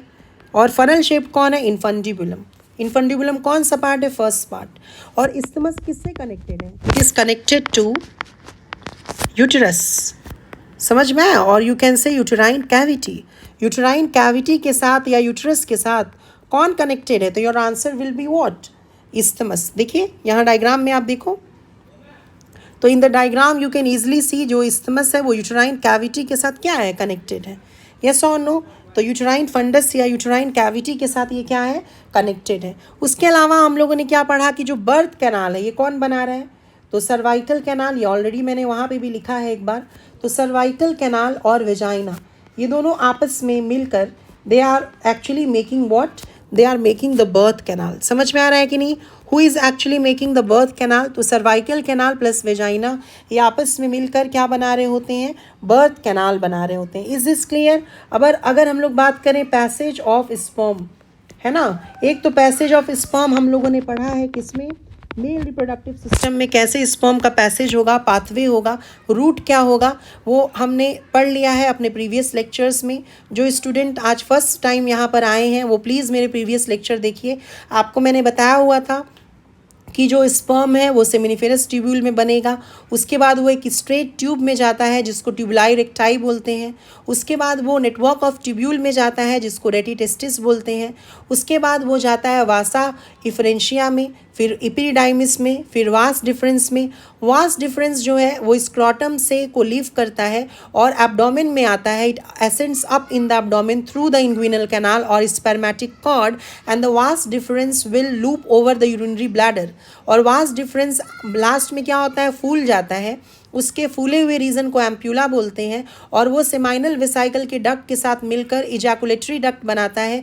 Ejaculatory duct opens into prosthetic urethra, उसके बाद मेम्ब्रेनस यूरेथ्रा, उसके बाद पेनाइल यूरेथ्रा, फिर यूरेथ्रल मिएटस से स्पर्म जो है वो बाहर निकल जाता है। ये बातें ऑलरेडी हो चुकी हैं। अब मान लो सेक्सुअल इंटरकोर्स के समय पेनिस के थ्रू वो जो स्पर्म है वो पहले कहाँ जाएगा? It will go in the vagina, है ना। अगर हम लोग डायग्रामेटिकली बात करें, देखो इसमें मैंने आपको ऑलरेडी समझाया, यहाँ पे सेक्सुअल इंटरकोर्स हो रहा है तो पहले वेजाइना में गया, फिर सर्विक्स में गया, फिर यूट्रस में गया, फिर इस्थमस में गया, फिर एम्प्यूला में जाएगा। समझ में आ रहा है? एम्प्यूला में वो वेट करेगा फर्टिलाइजेशन के लिए, है ना। ओवम अगर वहाँ पर आता है तो फर्टिलाइजेशन हो जाएगा और अगर नहीं आएगा तो फर्टिलाइजेशन नहीं हो पाएगा। समझ में आ रहा है? जो लाइफ स्पैन होता है ओवम का वो 24 आवर्स होता है, एक दिन। ओवम जो है सेकेंडरी ओवोसाइट, उसका जो लाइफ स्पैन है वो 24 आवर्स का होता है। स्पर्म का जो लाइफ स्पैन है वो 72 आवर्स का होता है अप्रॉक्सीमेटली। स्पर्म कितने दिन तक जिंदा रह सकता है? कितने आवर्स तक? 72 आवर्स तक। और जो सेकेंडरी ओवोसाइट है जिसको हम ओवम बोलते हैं, फ्यूचर ओवम है ये, this is the secondary oocyte। ये जो सेकेंडरी oocyte है इसका लाइफ स्पैन कितने दिन का होता है, कितने देर का होता है? 24 आवर्स। ऐसे आपको याद कैसे रखना है? आप याद रख सकते हो कि गर्ल्स में होता है ना ओवम, और गर्ल्स ज़्यादा वेट नहीं कर सकती हैं। समझ में आ रहा है कि नहीं? तो इसीलिए 24 आवर्स ही इनका लाइफ स्पैन होगा। तो वेजाइना से कहाँ जाएगा फिर? ये it will go in the narrow cervix. समझ में आ रहा है? वेजाइना से स्पर्म कहाँ गया? नैरो सर्विक्स में गया। सर्विक्स के बाद वो ऊपर कहाँ जाएगा? यूट्रस में। यूट्रस के बाद कहाँ जाएगा? फैलोपियन ट्यूब के लास्ट पार्ट में, दैट इज इस्थमस, जो कनेक्टेड है यूट्राइन फंडस से। उसके बाद कहाँ जाएगा? एम्प्यूला में। और एम्प्यूला में फर्टिलाइजेशन होगा। अगर फर्टिलाइजेशन नहीं होगा then it will be destroyed. Understood और नॉट? Yes or no? ठीक है। अब नेक्स्ट इज हम लोग पढ़ेंगे वेजाइना, है ना। वेजाइना, ओवरी, ये सब भी हम लोगों को अभी पढ़ना है। फिर female external genitalia and mammary gland, ये हमारा बाकी है। मैं एक्चुअली एक और लेक्चर 1 आवर 45 मिनट्स का आज ही मैंने रिकॉर्ड किया है और लगातार मैंने रिकॉर्ड किया है without a single minute break. तो मेरा जो गला है वो बहुत अभी पेन हो रहा है। तो जो वेजाइना हो गया या ओवरी हो गया और फीमेल एक्सटर्नल जेनिटेलिया का जो पोर्शन है वो मैं नेक्स्ट जो लेक्चर है उसमें आपको अपलोड करूँगी। तो आई थिंक अभी जितना भी मैंने पढ़ाया है वो आपको समझ में आया होगा। तो thank you so much students, है ना। और आप साथ में अगर नोट्स लिख रहे हो तो डेफिनेटली आपका एक भी क्वेश्चन जो है वो छूटने वाला नहीं है। हर एक क्वेश्चन आप इजीली बना पाओगे। अंडरस्टूड? और प्लीज़ कमेंट बॉक्स में लिखिए आपको लेक्चर मेरे कैसे लग रहे हैं। अपने फ्रेंड्स को भी शेयर करिए, मेरे चैनल को लाइक करिए, सब्सक्राइब करिए। Thank you so much for watching. ठीक है, meet you in the next video. Bye.